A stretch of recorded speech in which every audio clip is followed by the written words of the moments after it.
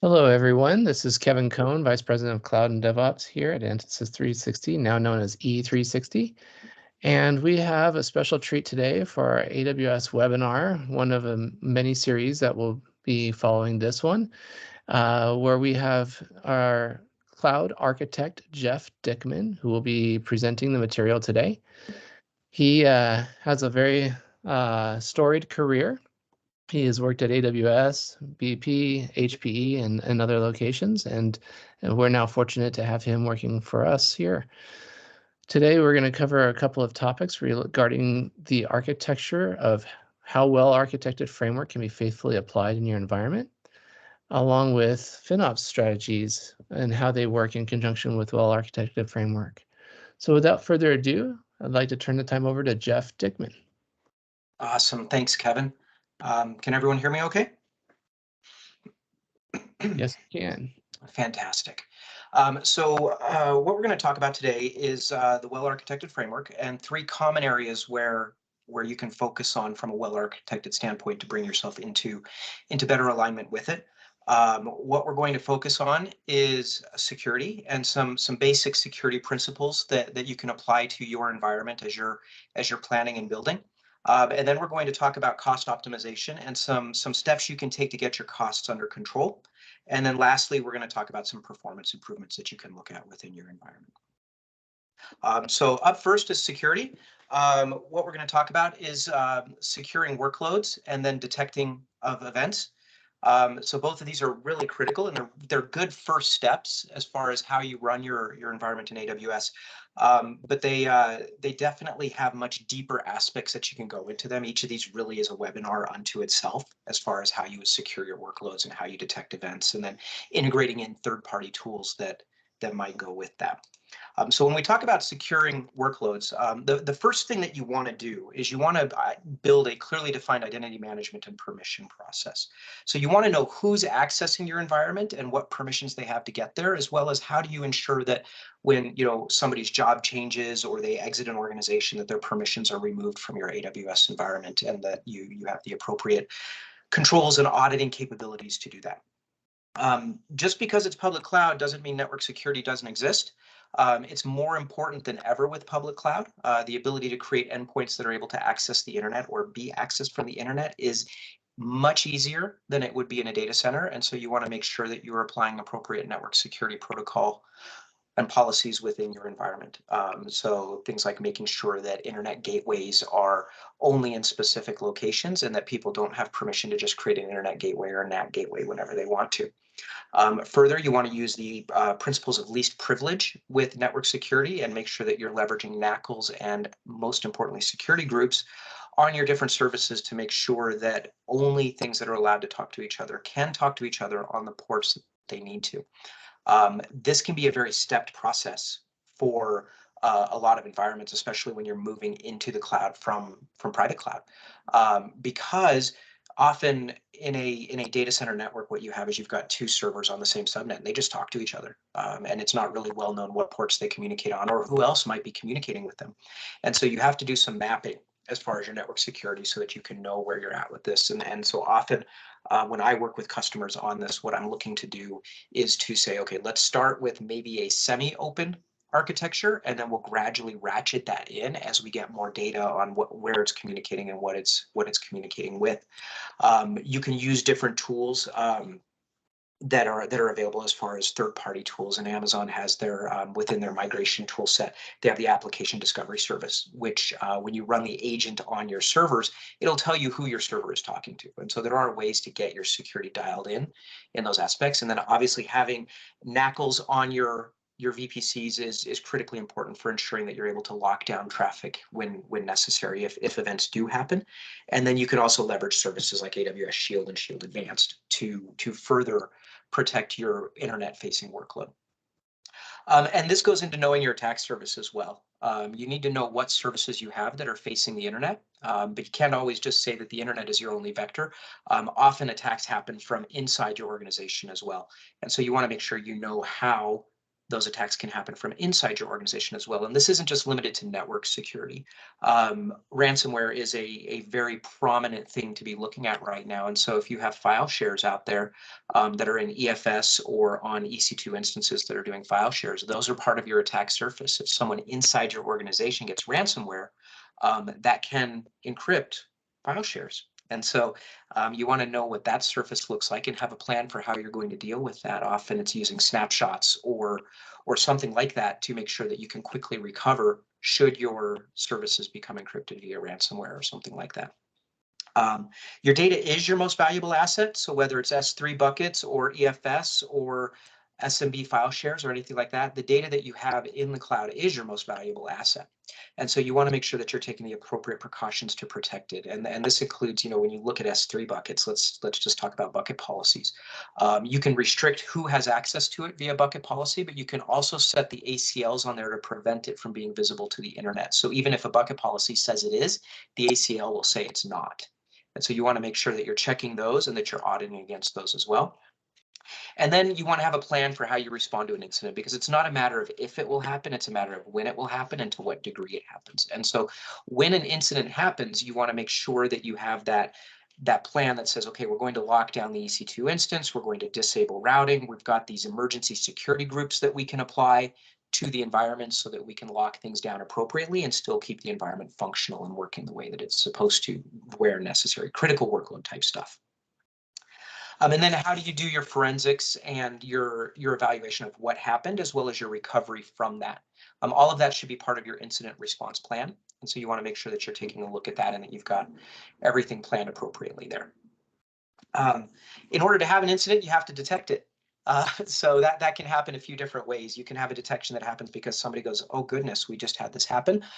Or you can have monitoring that will go out and identify that you've had something that happened. And common areas where you see this is configuration changes. And so you want to be able to detect configuration changes within your environment. Predominantly, this would be infrastructure as code. So within CloudFormation, you have drift detection, which you can set up alerts on to see that you have drift within your CloudFormation stacks. Terraform is able to run plans against the environment and see that you have had a change from what your defined configuration was in Terraform. And so those are two mechanisms that you should definitely take advantage of when you're looking at your infrastructure as code to identify that you've had changes that happen there. Additionally, you can use AWS config. AWS config will track all changes that happen within your environment, assuming it's enabled. And what that will do is allow you to create alerts, have different environment configuration changes. You can set up SNS alerts or Lambda functions to action and notify that there have been changes outside of maybe expected change windows. You can look for unexpected behavior. So this is when you see things that shouldn't be happening in your environment. A little bit harder to track with the eye, but there's lots of tools out there that do this. CloudTrail will track any API events that happen within the environment. So if somebody logs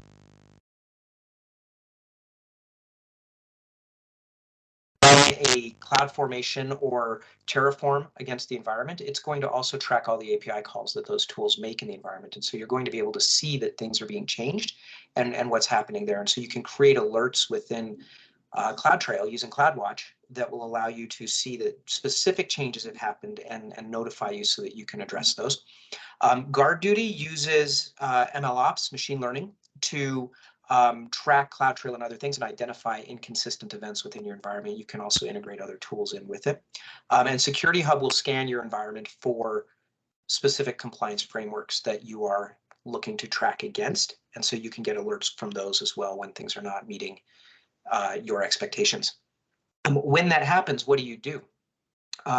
In some cases, you need to lock the account down. You need to check IAM permissions. You might need to reset passwords. You may just be able to roll the changes back using Terraform or CloudFormation to get your environment back to where it goes. But when you detect those events, again, you need to have a plan for how you're going to address them. Let's talk about cost optimization. So there's really two aspects to cost optimization. There's monitoring cost and its use and your usage in the environment, and then there's how do you optimize your spend. I have been on a number of engagements that have started with the customer got into AWS and they had run their numbers, and in running their numbers, they believed that it was going to cost them $1 million a month to operate in the cloud, and that was going to be their run rate. And then they get in there and they find that they're 2x over or even 3x over what their planned run rates were for AWS. And so they're looking at that and they're saying, okay, what happened? What went wrong? How do we get back to where we're supposed to be? Because the business is looking at us funny at this point. So the first step in that is to monitor your cost and usage. And so the first step there is to look at AWS Cost Explorer and the billing dashboard and start evaluating and slicing and dicing the data to figure out where your big costs are at in the environment. You can add tags to your resources. I strongly believe that everything that can be tagged should be tagged, and that there are specific tags you should be using in your environment. Things like application ID, so that you know which resources are tied to which application. Additionally, projects or cost centers are important within the tags that you put in. Service owners, application owners are also an important thing, so that you can look at a grouping of resources and say, okay, these are all allocated to Bob. And then you can go talk to Bob and find out what's going on with that. I'd also recommend that similar to detection of events in the security, you can set up rules around tags to say that these tags must be applied in the environment. And if they're not, I want a notification that I've got resources that don't have them, so that you can go figure out what happened there. This does definitely tie back into security as far as the tags and the requirement of them, because what you want to do is be able to say, okay, so this resource was spun up. It doesn't have the tags. I can look in AWS config and then trace that back into CloudTrail to see what the user ID or the API keys were that were used to spin it up, so I can track those back to a specific service or person, and then have a conversation with them about their tags and make sure that they're there. And the reason is because you can then take those tags and you can add them to your bill. So these tags will then become columns in your bill that you're able to use as a reference point. Cost Explorer and the billing dashboard will allow you to use those as filters within your billing, so that you can then see more detail as far as what's going on within your environment and where the costs are. When you use the tags, you want to make sure you're grouping resources in a way that makes sense. Like I said, I often recommend that application ID or application name be a tag that you have, as well as owner and cost center and things like that. Business unit is sometimes important. But you need to make sure that they make sense for you. And so group them together and then get them set up so that it works that way. And then you can align your reporting with the business after you have done that. What this allows you to do is then be able to show back, in some cases, to different business organizations what their application may be costing IT to run within the environment. So now you've got your monitoring, your cost usage reports. How do you optimize the spend? There's a lot of different philosophies around how you optimize spend in AWS. The first step would be to start with your low-hanging fruit. And the low-hanging fruit is right-sizing workload. So you've got a C5 4X large out there, but it's only using 10% of its CPU on any given time. You can probably look at reducing that and changing the CPU. The challenge with right-sizing workload is that not all workload is consistent. And so you may have an EC2 instance that's sitting out there, and for 90% of the month, it's sitting at 10%, or maybe it's not even being used. But then at the end of the month, when month-end processes kick in, you've suddenly got 100%. It's running batch jobs or other processing or something like that. And so it's a very spiky workload. And so as you're going through a right-sizing workload exercise, you want to make sure that you're not just looking at today's data for whatever service that you're right-sizing. You want to make sure that you're looking at a month to 3 months of data when you make the decision on how that workload should actually look within the environment. The next step is identifying unused services. So as you develop in AWS, often the first way that you go into it is you start spinning things up manually, and this might be in a sandbox or a development environment. And so you start creating EC2 instances, S3 buckets, glue pipelines, or what have you, and all of this is done manually. And so the teardown becomes a little bit more challenging to take that apart and to get rid of it. And so often they just get forgotten. Developers move on to the next step, or your infrastructure team moves on to the next thing. And these services, they end up just sitting out there, and they're running and they're consuming, whether it's storage space or processing time or whatever the mechanism of charge is for it. They're sitting there and they're costing you money. And so what you want to do is go through a rationalization process here, where you look at an S3 bucket and you see the last time something was uploaded to it. Hopefully you have tags, getting back to the tags, and you can trace back who owned it. If not, then you need to start asking some questions as far as who owns this, getting back into your organization and trying to determine exactly where to go with it. If you can't identify an owner, in some cases what you can do is kind of lock it down, and then I hate to say it, but see who screams, because in some cases that's the only way to find where a service came from or who's using it. In the development environment, you often have a lot of services that EC2 instances or Lambda functions, things like that, they're kicking off on a regular schedule, but maybe they don't need to. If your developers work Monday through Friday, 8 to 5, why have your development environment run at 6 p.m. or midnight or on weekends? If you can schedule a start and stop for those, what you're able to do then is reduce the running cost for those services, or if you can change the Lambda function so that it's not being triggered by a CloudWatch event every hour, you're able to then reduce the amount of charges that you're getting across EC2 instances or Lambda functions. The next step that I would be looking at is a savings plan and reserved instances. You don't want to enter into savings plans and reserved instances until you have right-sized your workload and identified any scheduled start stops, because savings plans in particular are focused on a commitment of compute hours that you're looking for. And so as you commit to your compute hours, if you're looking at it before you've right-sized your workload, you're going to be overcommitting on the number of hours, and you have to pay for that commitment regardless of whether you use it or not. So I always say get your start stops and your right sizing done first.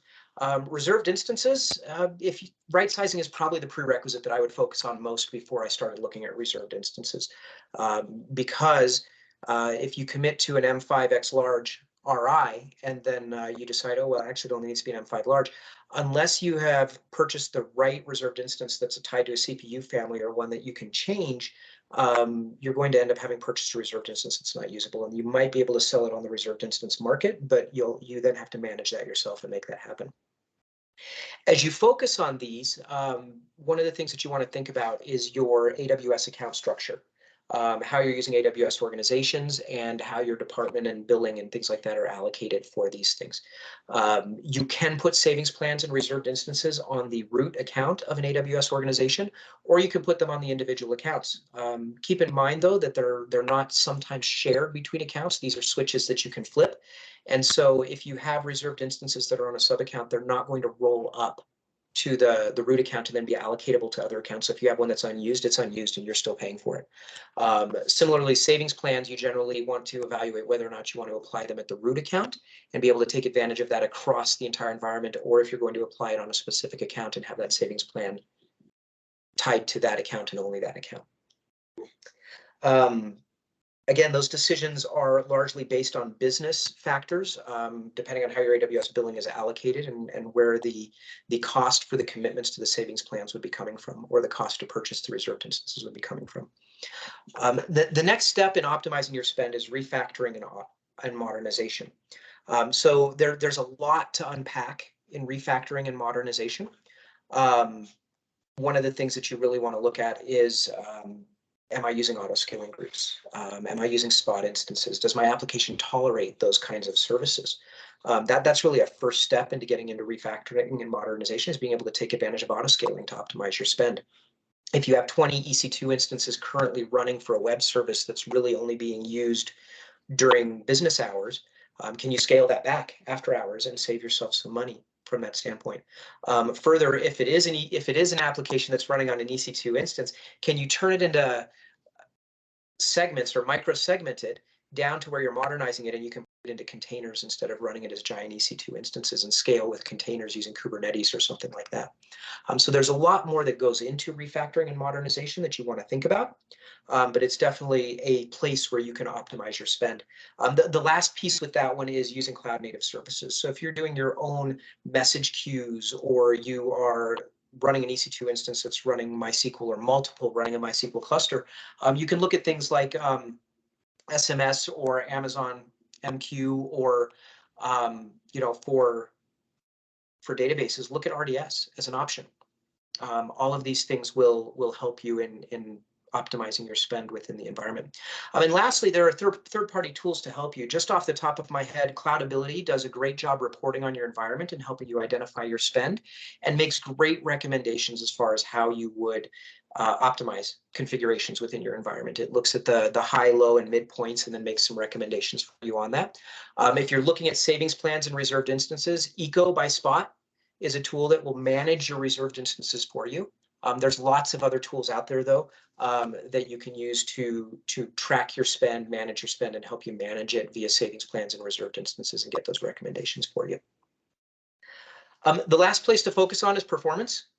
So you can build for performance and you can monitor your performance. And these two are really closely tied together, because if you build something for performance, you want to have KPIs associated with it. And so that's where monitoring comes in to make sure that you're getting the performance that you're looking for.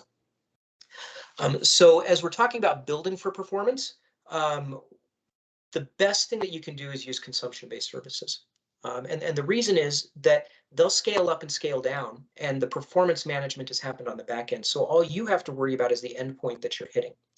And then the consumption-based service takes care of the rest. So things like DynamoDB or RDS or S3, everything happens behind the scenes. And so all you have to do is write your data or read your data, and everything works for you. And then if you do need to scale up on something like EC2 instances with auto-scaling, it's not a matter of you having to go get more services. You can just set up auto-scaling and use spot instances or something like that to make sure that you're getting the best price you can and the best performance that you can. In all cases, decentralizing your application wherever possible allows you to focus in on the pieces that are requiring more performance or more services versus having to scale up the entire application. And again, the example that I go to here is you've got a large application that's running on a giant EC2 instance. And every time you have a performance burst, you either have to resize that EC2 instance or stand up more EC2 instances. If you break it down into containers or start using Lambda functions for different components of it, you're able to scale the pieces that need the performance while not having to fully increase the size of the server to points where it's not needed the rest of the time. And this is the serverless architecture. So Lambda functions, they scale infinitely.